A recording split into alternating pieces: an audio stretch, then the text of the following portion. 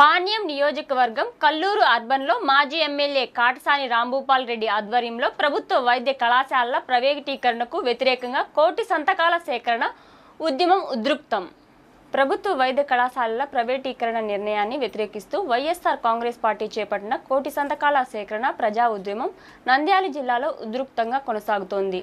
ఈ ఉద్యమంలో భాగంగా వైఎస్ఆర్సీపీ నంద్యాల జిల్లా అధ్యక్షులు పాణ్యం మాజీ శాసనసభ్యులు కాటసాని రాంభూపాల్ రెడ్డి ఆధ్వర్యంలో పాణ్యం నియోజకవర్గం కల్లూరు అర్బన్ పరిధిలోని 37వ వార్డులో భారీ కార్యక్రమం జరిగింది. ఈ సందర్భంగా కాటసాని రాంభూపాల్ రెడ్డి 37వ వార్డులో నిర్వహించిన కోటి సంతకాల సేకరణ కార్యక్రమంలో చురుగ్గా పాల్గొన్నారు. ప్రభుత్వ వైద్య కళాశాలను ప్రైవేటీకరించాలనే ఆలోచన పేద మధ్యతరగతి విద్యార్థులకు ప్రజలకు తీవ్ర అన్యాయం చేస్తుందని, ఈ నిర్ణయాన్ని వెంటనే ఉపసంహరించుకోవాలని ఆయన డిమాండ్ చేశారు. ప్రజల నుంచి పెద్ద ఎత్తున సంతకాలు సేకరించి ప్రజాభిప్రాయాన్ని ప్రభుత్వానికి తెలియజేయడమే ఈ ఉద్యమ ప్రధాన లక్ష్యమని ఆయన పేర్కొన్నారు. అనంతరం మాజీ ఎమ్మెల్యే స్థానికంగా నిర్వహించిన రచ్చబండ కార్యక్రమంలో పాల్గొని వార్డు ప్రజల సమస్యలను అడిగి తెలుసుకున్నారు. నియోజకవర్గ అభివృద్ధి, ప్రజల సంక్షేమం కోసం వైఎస్ఆర్సీపీ ఎప్పుడు ముందుంటుందని హామీ ఇచ్చారు. ఈ కార్యక్రమంలో స్థానిక వైఎస్ఆర్సీపీ నాయకులు, కార్పొరేటర్లు, వార్డులోని సభ్యులు, అనుబంధ విభాగాల వివిధ హోదాల్లో ఉన్నవారు, యువజన నాయకులు, మహిళా కార్యకర్తలు మరియు పెద్ద సంఖ్యలో ప్రజలు ఉత్సాహంగా పాల్గొని కోటి సంతకాల ఉద్యమానికి మద్దతు తెలిపారు. ఈ మీటింగ్ ఎందుకు పెట్టిన విషయం మీకు అందరికీ తెలుసు. ఈ రాష్ట్రంలోని మెడికల్ కాలేజీలను ప్రైవేటీకరణకు వ్యతిరేకిస్తూ కోటి సంతకాల కార్యక్రమం మన పాణ్యం నియోజకవర్గం నుంచి వీకర్ కాల్ నుంచే మనం ఫస్ట్ స్టార్ట్ చేయడం జరుగుతుంది. కాబట్టి మన అందరం కూడా ఎందుకు మెడికల్ కాలేజీ ప్రైవేటీకరణ చేయకూడదు అనేది కూడా మీరు ప్రజలు తెలుసుకోవాల్సిన అవసరం ఉంది. ఒక్కసారి ఆలోచించండి.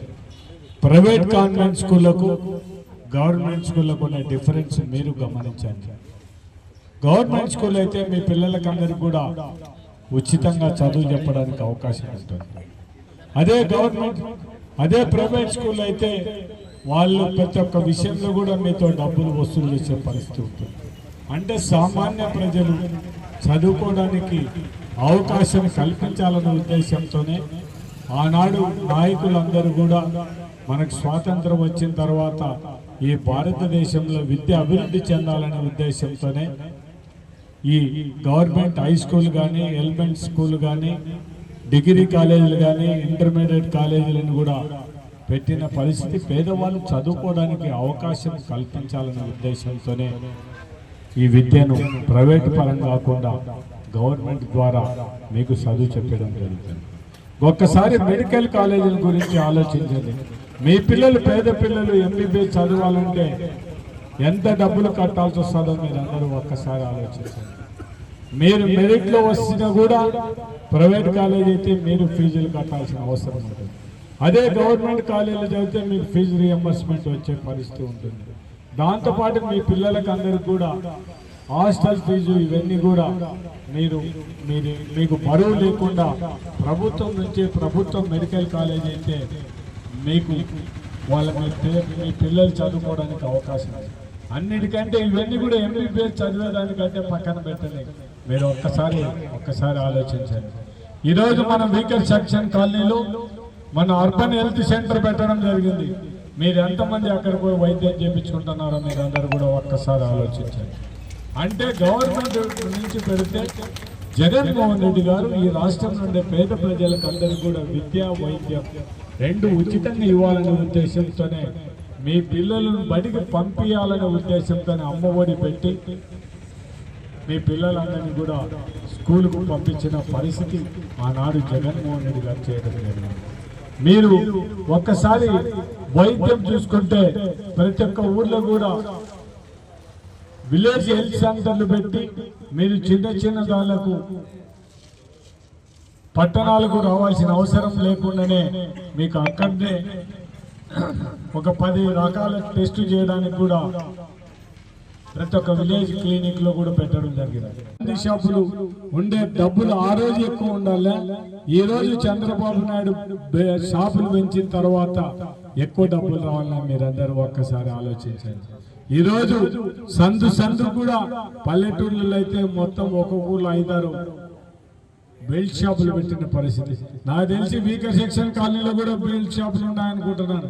ఖచ్చితంగా చూడండి, ఒక్కసారి జగన్మోహన్ రెడ్డి గవర్నమెంట్ లో బెల్ట్ షాపులు ఉన్నాయి. ఒక్కసారి అక్కలారా మీరందరూ ఒక్కసారి ఆలోచించండి.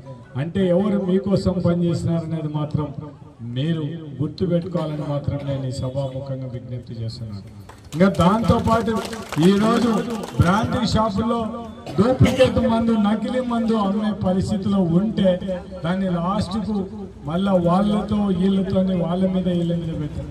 అంటే చంద్రబాబు నాయుడు నియోజకవర్గంలోనే ఆయన జిల్లాలోనే డూప్లికేట్ నకిలీ మందు మద్యం తయారు చేసే డిస్టిలరీ మాత్రం ఉంటే మీరు ఒక్కసారి ఆలోచించండి.